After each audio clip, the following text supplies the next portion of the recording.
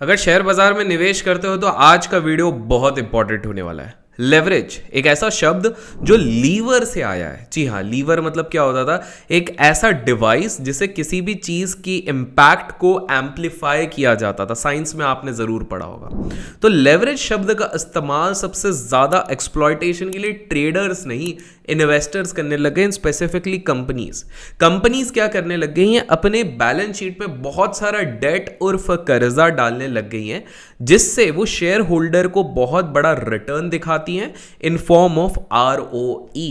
लेकिन क्या आपने कभी सोचा है कि इस एक्सट्रीम लेवरेज या फिर डेट का क्या खतरा हो सकता है, और किन चीज़ों का हमको ध्यान रखना चाहिए? वो कौन सी चीज़ें हैं जिसका हमको ध्यान होना चाहिए ताकि हम सही स्टॉक्स पकड़ सकें विथ रिस्पेक्ट टू लेवरेज? अगर आप ये जानना चाहते हैं तो इस वीडियो को अंत तक देखिएगा। तो चलिए ठेपले खाते हुए शुरू करते हैं आज का ये वीडियो।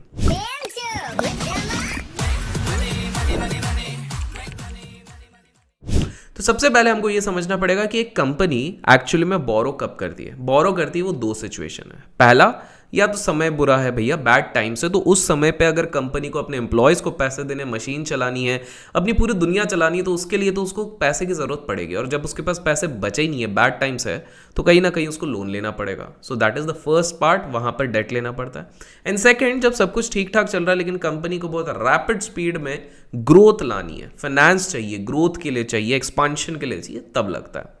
देखिए, कंपनीज हमेशा क्या चाहती है? कंपनीज हमेशा चाहती हैं कि हमारा जो कॉस्ट ऑफ कैपिटल हो वो जितना कम हो वो हमारे लिए बेटर होता है।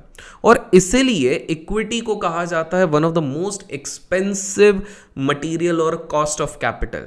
और स्वाभाविक सी बात है, कोई भी कंपनी का ओनर ज़बरदस्ती अपनी इक्विटी को डाइल्यूट करना नहीं चाहेगा, और इसीलिए डेट बहुत ज़्यादा फेवरेबल हो जाता है काफ़ी सारे प्रमोटर्स के लिए। लेकिन जब ये डेट एक लिमिट के ऊपर चले जाता है, ये बहुत डेंजरस होता है। इनफैक्ट लिमिट के ऊपर अगर कोई भी चीज़ चले जाए तो बहुत ज़्यादा डेंजरस हो जाती है, चाहे शुगर हो, चाहे आपका हेल्थ को इग्नोरेंस हो। और लाइक वाइज अगर डेट भी बहुत ज़्यादा बढ़ जाए तो बहुत ज़्यादा डेंजरस हो जाती है। लेकिन एक चीज़ हमेशा फ़ायदेमंद की होती है, चाहे जितनी ज़्यादा हो जाए, जितना ज़्यादा हो उतना अच्छा होता है, और वो होता है इस वीडियो पे लाइक्स। तो दोस्तों, अभी तक वीडियो लाइक नहीं किया तो फटाफट लाइक कर दीजिए।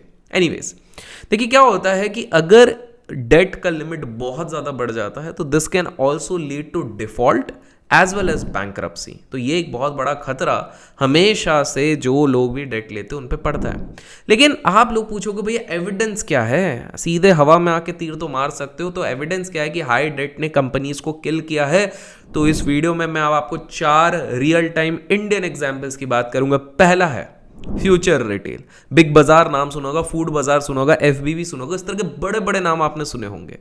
तो ये सारे आते थे फ्यूचर रिटेल के अंदर। इसने अपने ऑपरेशंस के लिए जब पहली बार बड़ा डेट लेना फाइनेंशियल ईयर 2015 में शुरू किया तो वो केवल 390 करोड़ रुपीस का था, जो कि उस समय के हिसाब से ठीक था। लेकिन फाइनेंशियल ईयर 2020 तक आते आते ये 8,889 करोड़ तक हो गया। देखिए, मनी जो ये आ रहा था उसको यूज़ किया जाता था एक्विजिशंस के लिए, प्राइवेट लेबल्स के लिए, काफ़ी सारी चीज़ों के लिए, एक्सपांड करने के लिए। लेकिन ये कंपनी भूल गई कि पड़ोस में बैठा हुआ है ऑनलाइन जायंट अमेजॉन और देसी जायंट फ्लिपकार्ट। और ये लीडिंग ऑनलाइन दुनिया के जो हमारे लीडर थे ये आए, और कोविड के बाद इन्होंने इतने ज़ोर से इसको मारा, इतने ज़ोर से इसके रेवेन्यू गए कि ये लॉसेस में आने लगे 7,000 करोड़। उसके बाद क्या हुआ इस कंपनी का आप सबको पता है। बाद में कितने लोगों ने निवेश किया था कमेंट्स में ज़रूर बताएगा। और एक एग्जांपल, होटल लीला वेंचर, जिसको HLV के नाम से भी जाना जाता है। HLV के लग्जरी होटल्स 2003 और 8 के बीच में रियल एस्टेट में ही केवल बूम नहीं था, होटल इंडस्ट्री में भी डिमांड बहुत तगड़ा था। होटल रूम्स खचाखच भरे जा रहे थे, प्रॉफिट ऊपर जा रहा था। लेकिन ये कंपनी को लगा कि ये कभी रुकने नहीं वाला है, और इसीलिए इसने बहुत सारा कर्जा लेने शुरू कर दिया। फाइनेंशियल ईयर 2008 से लेके 14 के बीच में इसने लैंड के ले लिया, होटल्स के ले लिया, और उन्होंने सेटअप करना शुरू किया। उदयपुर में किया, दिल्ली में किया, चेन्नई में किया। पर इन लोगों को एक चीज़ समझ में नहीं है कि जो इंटरेस्ट कॉस्ट प्रिंसिपल पे देना पड़ेगा वो भी बढ़ता जाएगा। 502 करोड़ तक ये चीज़ बढ़ने लग गई। और एक के बाद एक जब उन्होंने डिफ़ॉल्ट करना शुरू किया अपने पेमेंट्स पे, तो पहले उनको होटल बेचने पड़े गोवा के, केरला के, और इसके बाद वो नेवर एंडिंग जर्नी थी। फाइनेंशियल ईयर 2019 में इनको अपना दिल्ली वाला भी बेचना पड़ा, बेंगलुरु वाला भी बेचना पड़ा, और एक एक करके इनकी हालत टाइट हो गई। तो आप देख रहे हो किस प्रकार से एक होटल इंडस्ट्री, लग्जरियस इंडस्ट्री जो बहुत अच्छे से चल रही थी, उसकी भी हालत खराब हो गई। दोस्तों वीडियो लाइक नहीं किया अभी तक तो लाइक जरूर कीजिएगा। Next, Jaiprakash associate. ये one of my favourite shares रहता था क्योंकि इससे मैंने काफ़ी ज़्यादा ट्रेड किया है फ्यूचर्स में। जयपी ग्रुप भी बोलते थे, अब वो एफएनओ में नहीं है बट एक समय पे काफ़ी फेवरेट हुआ करता था। Construction, hydro, cement, real estate, expressway, hospitality, you name it, and ये सब में थे। कहा जाता था कि ये शायद नेक्स्ट अंबानी बन सकते हैं और उनके एस्पिरेशंस भी कुछ ऐसे थे।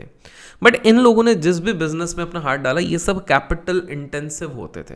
तो फाइनेंशियल ईयर 2004 से लेके 8 के बीच में जब बुल रन था तब इनका डेट ले लेके इन्होंने इतना एक्सपांड कर दिया कि इनका जो आरओई उनके शेयर होल्डर्स को मिल रहा था वो 23% था, और 5 साल का median return 23%। My dear friend, CAGR कम नहीं होता, हर कोई बावला हो जाता है। बाय द वे, इस तरह की कोई ग्रुप अभी भी कर रही है तो कमेंट्स में बताना। अभी तो 2-3 साल से कर रही है, 5 साल तो हुए नहीं है। लेट्स सी, नाम हम नहीं लेंगे क्योंकि उनके बड़े बड़े दोस्त हैं। एनीवेज, बट फाइनेंशियल ईयर 2008 से लेकर 13 के बीच में कैपिटल एक्सपेंडिचर करीब 62,187 करोड़ हो गया, जबकि ऑपरेटिंग कैश फ्लो केवल 13,000 करोड़ तक रह गया।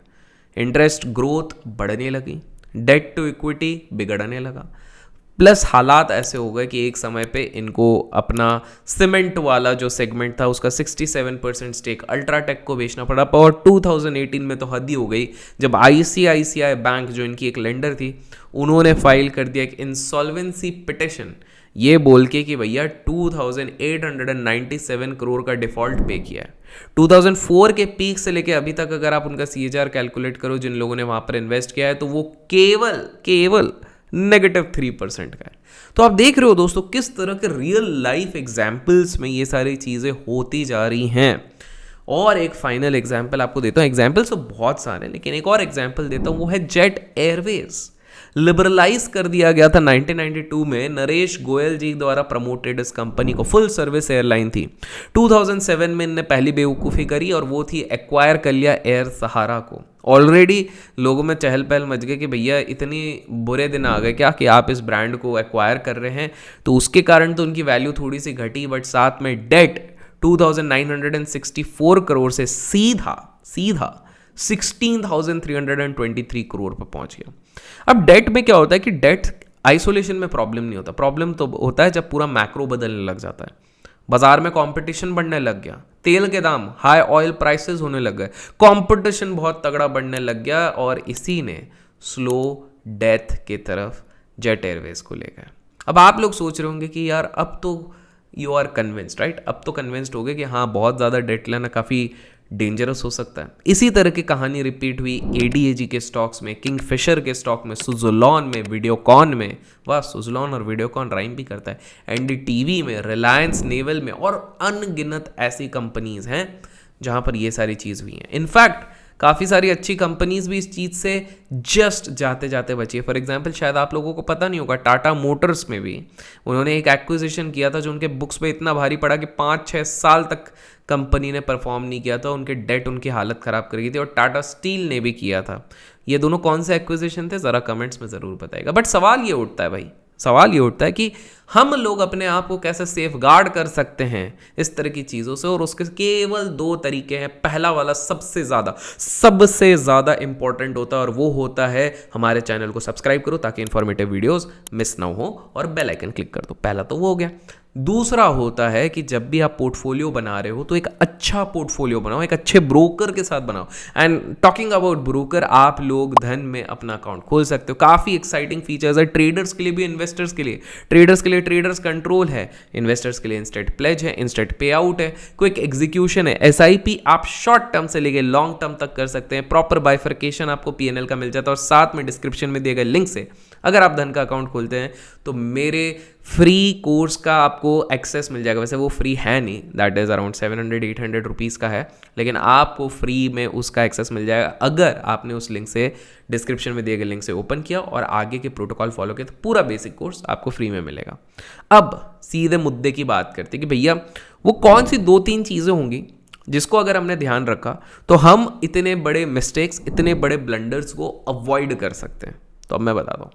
पहला, आप गौर से देखिए, नोटिस कीजिए, जब भी आपको ओवर एम्बिशियस एक्सपेंशन दिखने लग जाए कि बहुत ही जोश के साथ कोई एक्सपेंशन में जा रहा है, तब आपको संभलना चाहिए। देखिए एम्बिशन अच्छा होता है, कभी बुरा नहीं होता, मैं तो कहता हूँ हम सबको एम्बिशियस होना चाहिए, लेकिन ओवर एम्बिशन थोड़ा खतरनाक हो सकता है, क्योंकि यही चीज़ जयप्रकाश ग्रुप के साथ हुई थी। जब आपको दिखता है बहुत ही ज़्यादा रैपिड ग्रोथ हो रही है, सब जगह सब लोग बावले हो रहे हैं, तो थोड़ा समझना चाहिए। कमेंट्स में ज़रूर बताइए अगर इस तरह की कंपनी कोई अभी भी दिख रही है, ताकि मैं भी सतर्क हो जाऊं और हमारे लोग भी सतर्क हो जाएं, क्योंकि चीज़ें पता लगती हैं 5 साल बाद। नेक्स्ट चीज़, अनरिलेटेड डाइवर्सिफिकेशन बहुत सारी करने लग जाती है। एक वो हमारे माल्या भाई साहब थे, दारू के बिजनेस में थे बढ़िया, वहाँ से वो चले गए अपने एयरलाइन के बिजनेस में। I mean doesn't make sense. आपकी स्पेशलिटी दारू है तो आप दारू में रहिए। दारू में टॉप 5 में हमेशा आते थे ग्लोबल में, आज भी देखिए एयरलाइन चले गए, उनका दारू लेकिन चल रहा है। अगर उसी पे फोकस करके उसको एक्सपांड कर लिया होता तो आज देश छोड़ के जाना ना पड़ता। फ्यूचर ग्रुप ने भी वही चीज़ करनी शुरू कर दी थी, beyond limits, unrelated expansion, unrelated diversification, unrelated acquisition. अगर आप ये सब करोगे आज नहीं तो कल तो आपको फंसना ही है। And finally, promoter chasing status को। देखिए हवाबाजी जो भी जिस भी फील्ड में करता है ना, चाहे बिजनेस में बोलो, ट्रेडिंग में बोलो, इन्वेस्टिंग में बोलो, वो ज़्यादा नहीं टिकते, 5-10 साल टिकते, उसके बाद कुछ ना कुछ घोटाला हो जाता है। देखिए क्या होता है, रामलिंगम राजू देख लीजिए जो सत्यम के थे, एक्सेस स्पेंडिंग दिखाते थे, 10,000 जूते। बाय द वे, हमने ये राजू जी और ये बाकी जो स्कैम्स है उनको अपन ने अपने इस खास प्लेलिस्ट स्कैम सीरीज में पूरा कवर किया है। अभी तक देखा नहीं है तो जाके देख लो भैया, मज़ा आ जाएगा आपको।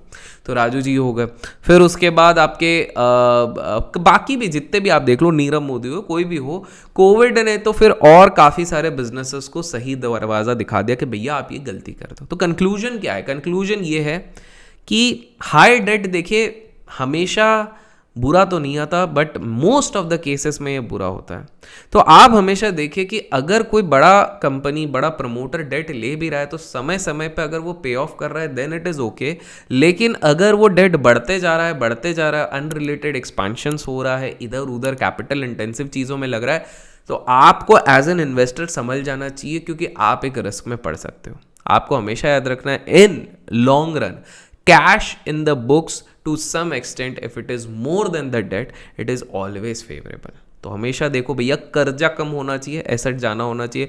रॉबर्ट भाई, हमारे Robert Kiyosaki, rich dad poor dad वाले भी यही बोलते हैं, हम भी यही बोलते हैं। आशा करता हूँ आज की इस वीडियो से आपको कुछ सीखने मिला है तो लाइक और शेयर जरूर कीजिएगा। बाय द वे, धन पे आप जीरो ब्रोकरेज मुहूर्त ट्रेडिंग के दिन एंजॉय कर सकते हैं, जो कि है मंडे 24 अक्टूबर शाम को 6:15 बजे से 7:15 बजे। तो किस चीज का वेट करें, धन का लिंक डिस्क्रिप्शन में मिल जाएगा, जाके चेकआउट जरूर कीजिए। अभी तक टिके हैं तो हमारा जो दिसंबर वाला वेबिनार है उसका डेट भी अनाउंस हो गया है, लिंक आपको डिस्क्रिप्शन में मिल जाएगा। Till then keep learning, keep growing, keep investing and keep trading.